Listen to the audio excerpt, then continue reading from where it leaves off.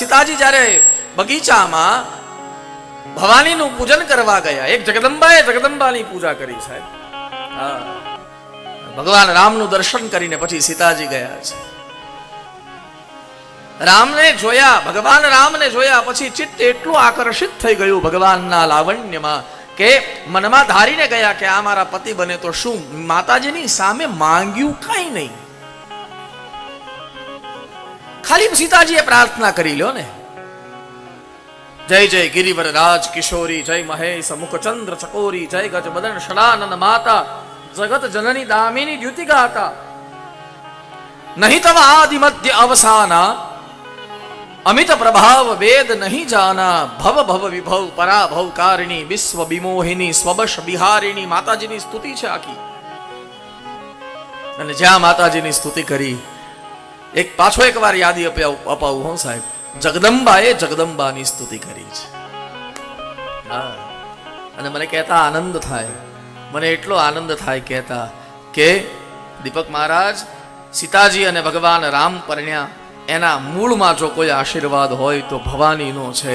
અને રૂકમિણી અને ભગવાન કૃષ્ણ પરણ્યા, એના મૂળમાં પણ જો આશીર્વાદ હોય તો મા અંબેનો, મા ભવાનીનો છે સાહેબ.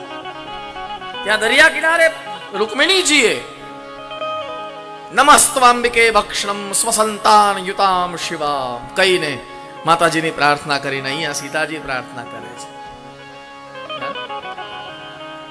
પણ મજાની વાત એ છે સાહેબ કે જેવી સીતાજીએ પ્રાર્થના પૂરી કરી, જેવી પ્રાર્થના પૂરી કરી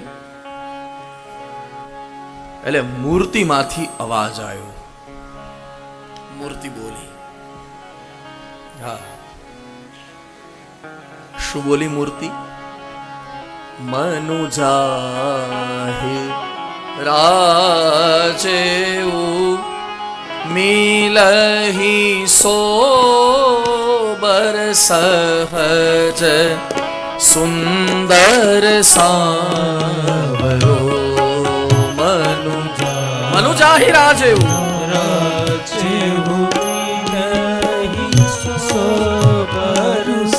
સહજ સુંદર. તમારા મનમાં જે વસે છે સહજ સુંદર અને સામરો. સાહેબ ભગવાન સામે બોલવાની જરૂર થોડી પડે કે મને આ જોઈએ છે. હા, એ તો આપણે જ્યારે પરમાત્માને આપણી જેવા માની લીધા ને ત્યારથી સાધના અપરાધ થાય. બાકી તો એ તો અંતર ઘટઘટમાં વિરાજિત છે.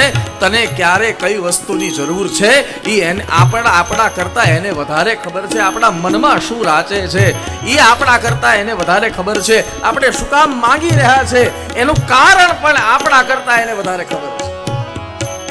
મનુજા મિલહી સોબર સહજ સુંદર. ક્યારેક તો પરમાત્માના દર્શન કરવા આપણે જઈએ ને મંદિરે, ઘણા ભક્તો ભગવાનના દર્શન કરવા મંદિરે જાય તો મને તો ખબર જ ન પડે કે આ દર્શન કરવા ગયો છે કે એક્સચેન્જ ઓફર આપવા ગયો છે. હા, હું આમ કરું તો તમે આમ કરી દો, તમે આમ કરો તો હું આમ કરું. આ એક્સચેન્જ ઓફર નથી તો બીજું શું છે સાહેબ? એક બાજુ આપણે પરમાત્માને એમ કહીએ કે પરમાત્મા તમે અંતર્યામી છો. આપણે બોલીએ ને તમે કોણ છો? તમે અંતર્યામી છો. અને અંતર્યામી કીધા પછી પાછળથી આપણે એમ બોલીએ કે મારા ઘરમાં પૈસા નથી, તો ભગવાન એમ કહે કે તું અત્યારે કહેતો તો અંતર્યામી, મને ખબર નહીં હોય તારા ઘરમાં પૈસા નથી. ઇંગ્લિશમાં શું કહેવાય આને? હિપોક્રેસી કહેવાય. હે, હિપોક્રેસી, હિપોક્રેસી. બોલવું કાંઈક અને અંદરથી કાંઈક છે. મનુજા રાજેઉ મિલહી સોબર સહજ સુંદર સાવરો. મળશે કોણ મળશે? તમારા મનમાં જે ખુલાસો નથી કર્યો કે હા તમે રામ દર્શન કરીને આવ્યા છો એટલે ભગવાન રામ મળશે, આવો કોઈ ખુલાસો નહીં. તમારા મનમાં જે રાચે છે એ તમને મળશે.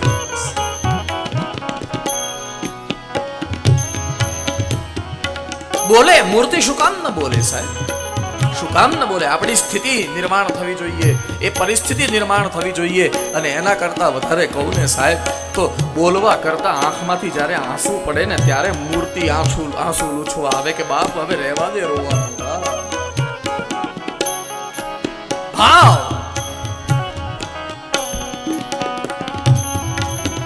જ્યાં સુધી જન્મશે નહીં આપણા હૃદયમાં મારા વાલા, સ્ટોક ગમે એટલો પડ્યો હોય, ભાવ ન હોય તો કમાણી ન થાય મારા વાલા. હા, સ્ટોક તો બહુ પડ્યો છે આપણી પાસે. શ્રીમદ ભગવત ગીતા, શ્રીમદ ભાગવત, રામાયણ, નરસિંહ મહેતાના પદો, મીરાબાઈના પદો, કેટલો સ્ટોક પડ્યો છે આપણી પાસે. પણ હૃદયમાં ભાવ નહીં જન્મે તો કમાણી નહીં થાય. અને આ ભાગવત ક્યાં ચલાवनारो, कया रास्ता पर चलावनारो ग्रंथ है.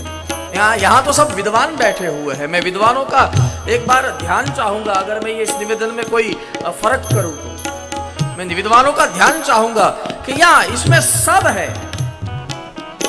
इसमें ज्ञान, भक्ति, वैराग्य, कर्म, उपासना सब है. सर्व सिद्धांत निष्पन्नम शब्द इसमें दिया गया है.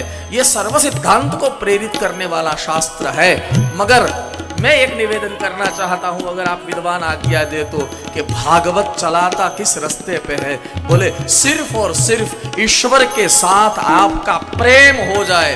भागवत का यही कहना है. किसी भी रास्ते से जाओ, कहीं से भी सुनो. एक शेर सुनाऊं क्या? हाँ? चांद से सुनो, सितारों से सुनो, चांद से सुनो, सितारों से सुनो, या मेरी जुबान से सुनो.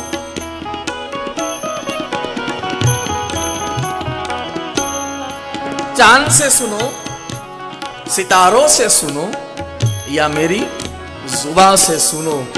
किस्सा उन्हीं का है, कहीं से भी सुनो, कहीं से भी सुनो.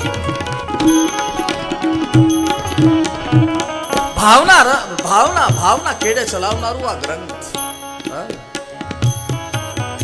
કોઈ તમને આવીને એમ કે શુદ્ધાતિ શુદ્ધ આચરણ કરવું પડે તો જ ઈશ્વર મળે. જરા ધ્યાન આપજો.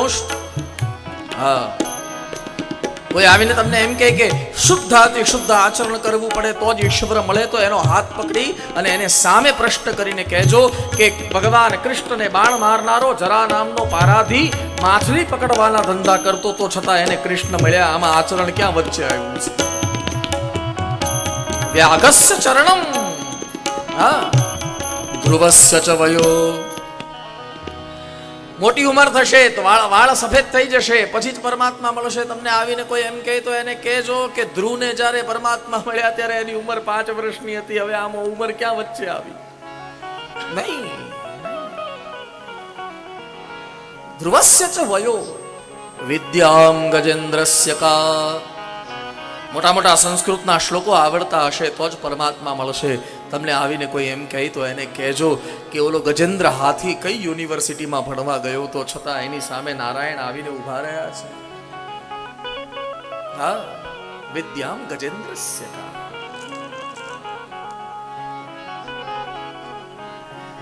એ તો ભગવાન વ્યાસે ગજેન્દ્રના મુખમાંથી સંસ્કૃતના શ્લોકો કઢાવ્યા છે. જ્યારે ગજેન્દ્રની સામે પરમાત્મા હાજર થયા, ગજેન્દ્રને ઓલો મગર ખેંચી જતો હતો પેટાળમાં, ત્યારે જવભર સુંડ બાકી હતી. અને એ ગજેન્દ્રએ પછી ભગવાનની સ્તુતિ કરી, પુકાર્યા છે. ભગવાન વ્યાસે પણ લખ્યું છે યસ્મિન ઇદમ યતશ્ચેદમ યેનેદમ ઇદમ સ્વયં યોસ્માત પરમાશ્ચર્યતમ સ્તમ પ્રપદ્યે સ્વયં ભુવમ. ગજેન્દ્ર બોલ્યા છે, પણ કઈ યુનિવર્સિટીમાં ભણવા ગયા હતા? ના, છતાં ઈશ્વર એની સામે આવીને ઉભા રહ્યા.